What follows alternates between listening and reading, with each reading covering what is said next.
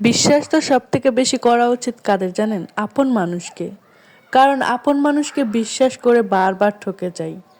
তো সেই ক্ষেত্রে কিন্তু বিশ্বাসটা একমাত্র পর মানুষকেই করা উচিত। কিন্তু পর মানুষও তো কিন্তু সুযোগ পেলে ছুরি মেরে দেয়। কার কাছে যাব ভাই? একমাত্র আমাদের আল্লাহ ছাড়া আর কেউই নাই। তো আমরা আপন মানুষের কাছ থেকেও ঠকি, পর মানুষের কাছ থেকেও ঠকি।